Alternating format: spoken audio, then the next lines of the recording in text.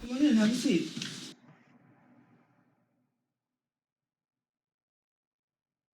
Hi, my name is Joni, and this is my daughter, Kelsey. Hi, Joni. Hi, Cassie. Nice to meet you. My name is Sharon Witherspoon. So you're here today. Are you a new entrant freshman, or are you still in high school?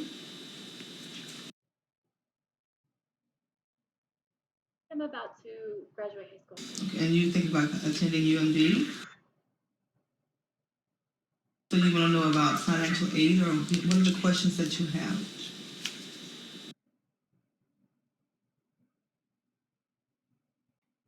Yeah, we are just wondering how much it costs to apply and to attend UMD, what kind of financial aid that you guys offer, just anything financially Okay. related. The very first thing that we do is that you need to complete the financial aid FAFSA. It's called the free application for financial aid, and this year this is a form here. I will give this to you, and then any other questions you have would be in the student guidebook. And so before you begin to complete the FAFSA, you will need a copy of your taxes and your parents' taxes and W-2s. And if you're under 24 and you're not married, you don't have a child, you're not actively in the service, you're not a ward of the court, you're not in a graduate program, you're considered a dependent student. And that's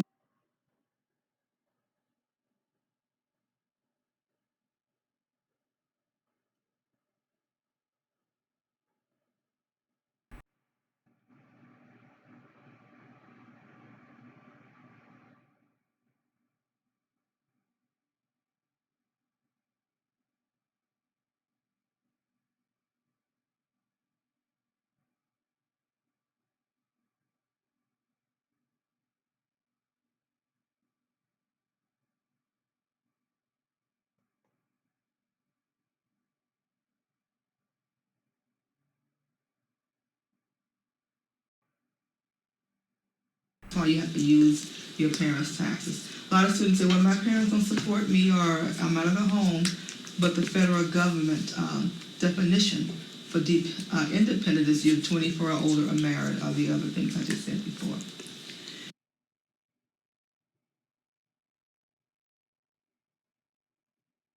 So since she's under the age of 24, she's considered a dependent. Is that correct? That is correct if she's under 24 and if she doesn't fall into the categories. And in reference to scholarships, we have online, you can go to the website for financial aid, and then we have an option there to click on for scholarships. New entrant freshmen, when you go to the admissions office, they will inform you of the scholarships that are available for entering freshmen. Normally they're like the top 5 or 10 or 25% of the class based on your merit. Any other scholarships are self-sought and on your own. Let's see what else is there. That's about it for scholarships.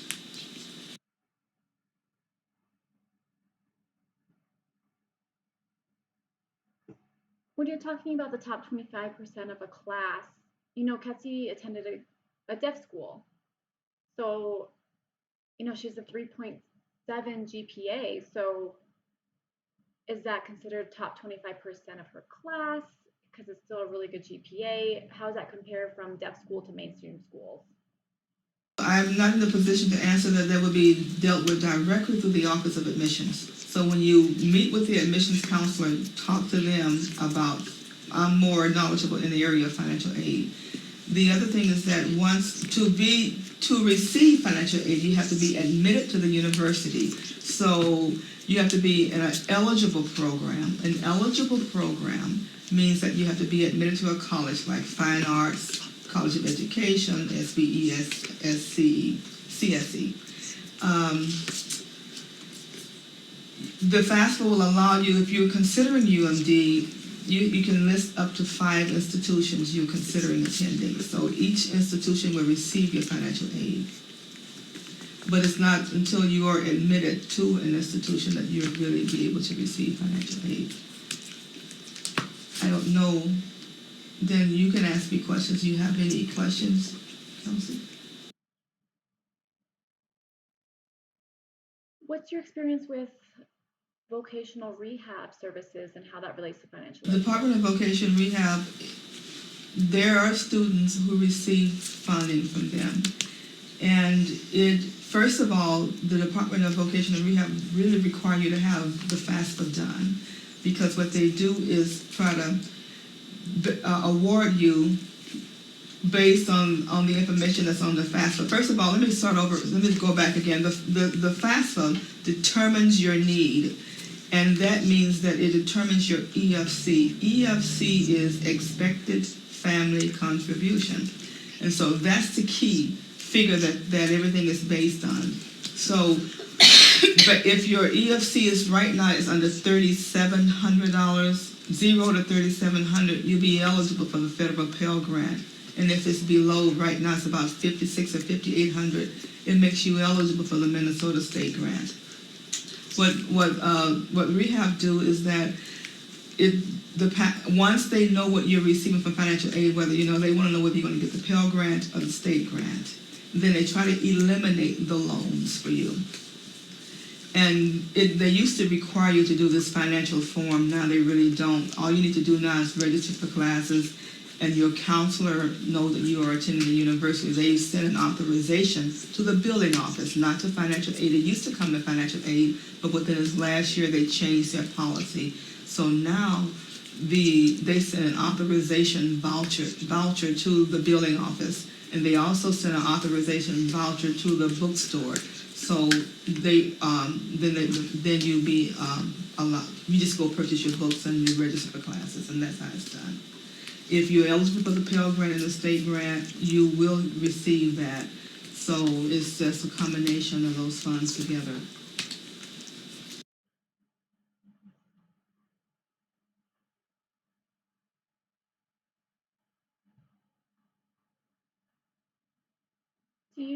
So for the Pell Grant and the state grant, are those like scholarships? You don't have to pay those back?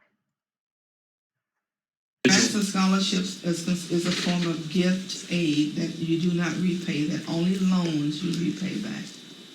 So any scholarships, any grants, fellowships, rehab, those funding it's called gift aid, where you do not have to be paid.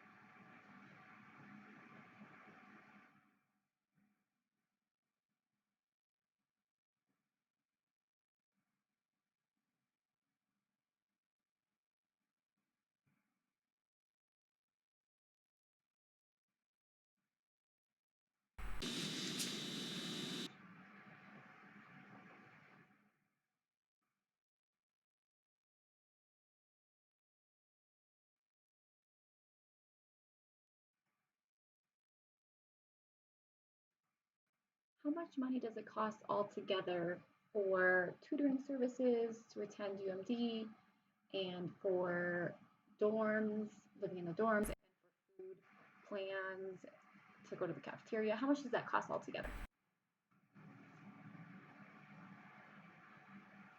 If you live on campus, that's part of your bill. So tutoring doesn't cost you anything. You just go to the tutoring office, the center, and you just sign in there, and they try to find someone to assist you. Your bill consists of tuition, fees, housing, and if you live on campus, it would be like your telephone bill would be a part of that bill. So any amount, any scholarships, any grants, any loans you get will go toward clearing that bill. Then when that bill is cleared, then the difference is yours. In reference to the cafeteria, when you live on campus, if you get a meal plan, that's part of your bill. That's included in the housing fee.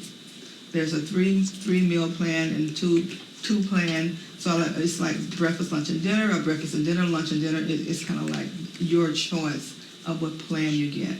Currently, housing runs about $2,300 or $2,400 per semester.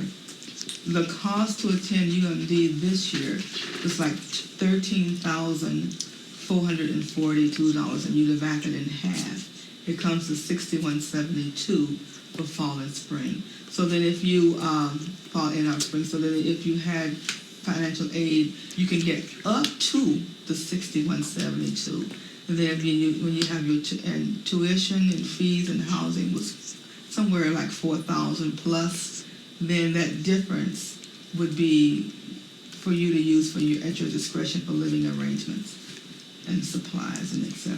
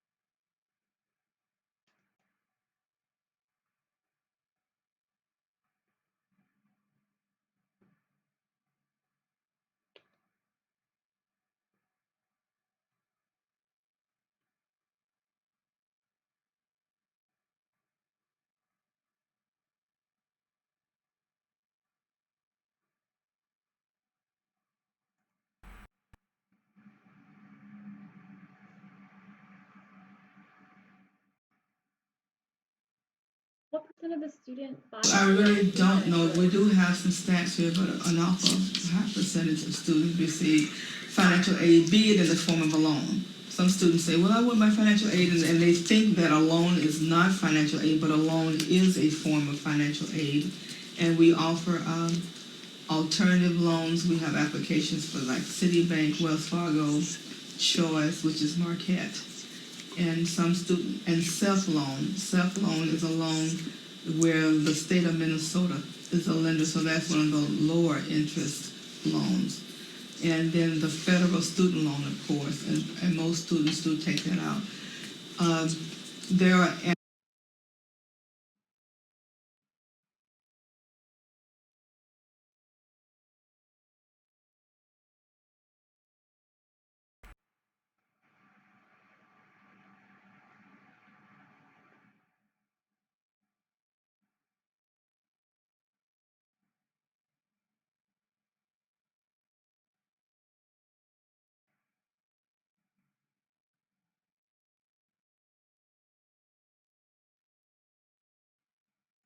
annual loan limits. Freshmen receive $26.25 for the year, and you get half of that a semester, and that's only $1,300. So well, you know right there, $1,300 is not going to get you through a semester. So you're looking at other forms of financial aid, outside aid, or either additional loans. Sophomore receives $3,500 for the year. Half of that is $1,750. Then juniors and seniors receive $5,500 for the year, and half of that is $2,750. So you do have annual loan limits. The max loan throughout your undergraduate term for dependent students is $23,000. So you can max out, and it sounds like a lot, but when you think about the needs and the cost of things, that $23,000 is eaten up real quick. Most students are taking 5 years to get out of school instead of 4. So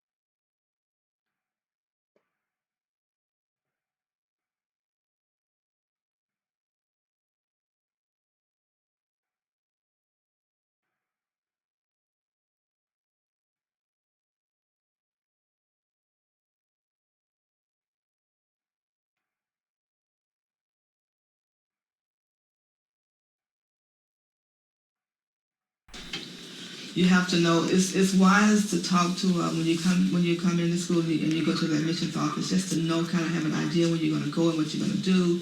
A lot of students come in undecided and you take a lot of classes that you don't need, then that eats up the loans and et cetera. So it's kind of nice to have an idea, have a goal. We do have additional services that are available, like through career services. They offer you this test where you can test your interest and things like that. So we kind of encourage students to do that. We have a lot of services for students, supportive services for students that are very good here at UMD.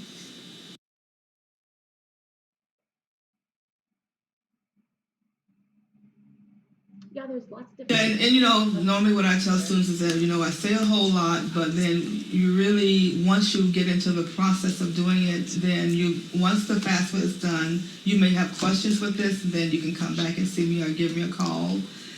Once the information is on the system, I can tell you, you may have other questions.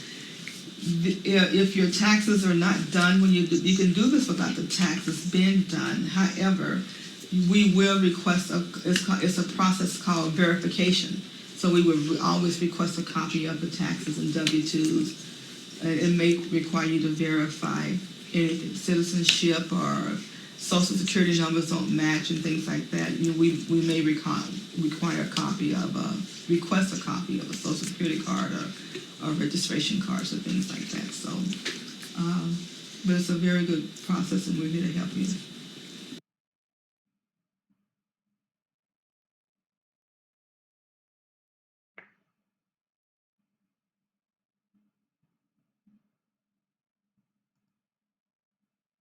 So we fill out the FAFSA form, and then we wait to see if we are eligible, and then do we hear from you, or do we contact you guys first?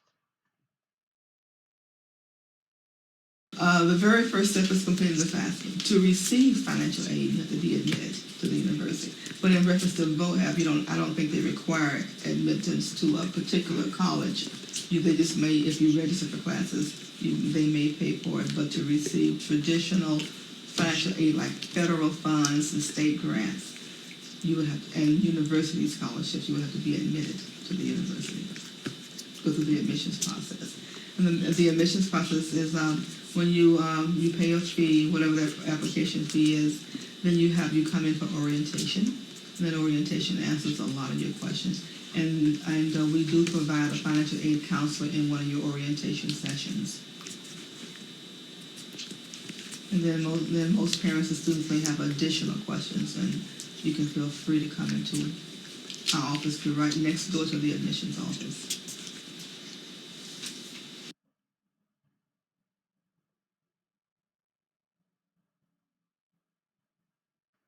If I live on campus, is there any way I could have a campus job that helps me pay for tuition, like a work-study program?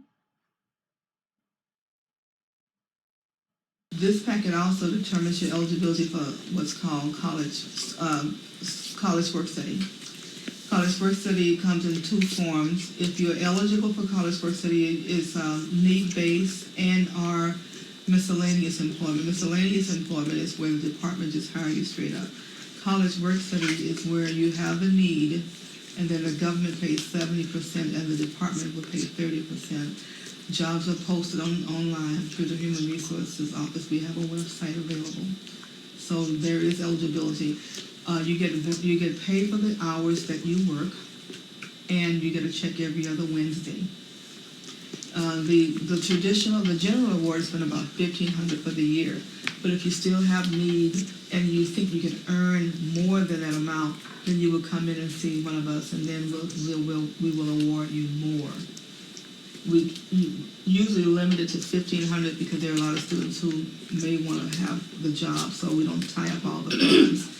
The work study award will stay on your award for about a month.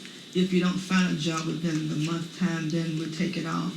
But because you're eligible for it, we can always put it back on, offer it to you again. Food service hire a lot of students. The library hire a lot of students.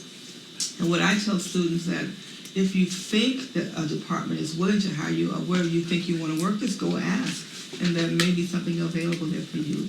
We have community service work study jobs, like with the Boys and Girls Club. There's an America Reads program where you go into the schools and read to the students. So there are on-campus jobs and off-campus jobs.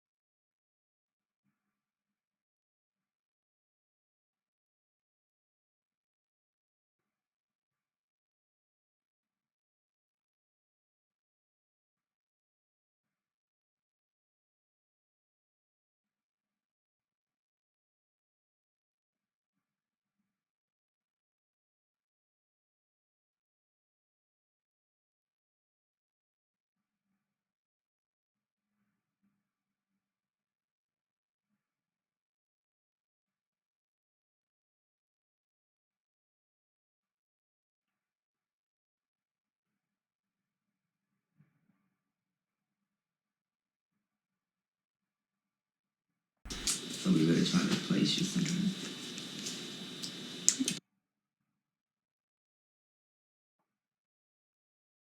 Thank you so much for your time meeting I'm with glad I us could do today. it. I really appreciate Bless you. it. Have a good day. Take care. Nice to meet you. I'm sure we'll meet again.